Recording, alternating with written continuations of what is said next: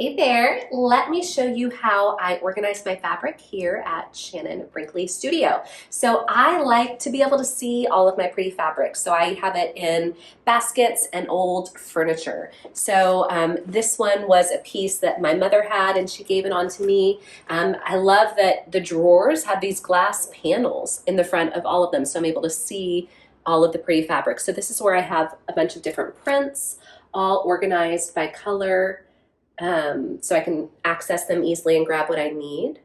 And then also I keep a lot of baskets around the studio with different substrates of fabric. So that has, I think, wool and felt in it. And then I also have one more piece over here. Let me show you.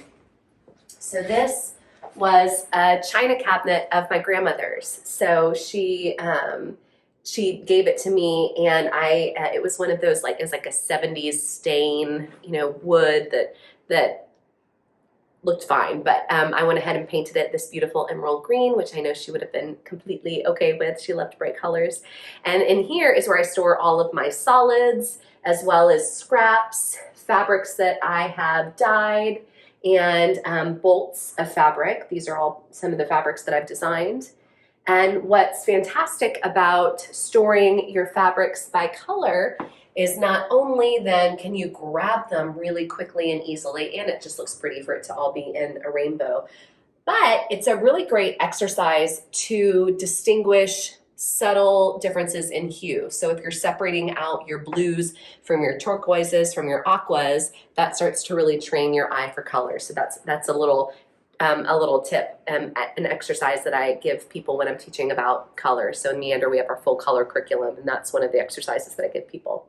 Here I have fabric that I've designed, and again, bolts, and then scrap fabrics. So in these big jars here, I have selvages as well as any like leftover binding, any kind of strips.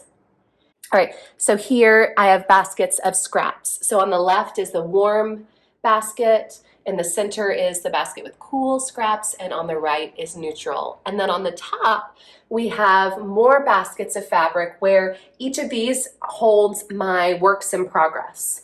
And so since there's only so much space, there can then only be so many works in progress. So that kind of forces me to keep those piles relatively small. So there are so many different ways that you can organize your fabric. You can have them in little tubs. You can have them on shelves. You can have them in drawers like I've done, or in old cabinets. Really, the sky's the limit. I like to be able to see it. So I have it, in pieces in the room, but there are so many different ways, and you just need to find something that works for you. So I'd love to see how and hear about how you organize your fabric. Have a beautiful rest of your day. See you next time. Bye for now.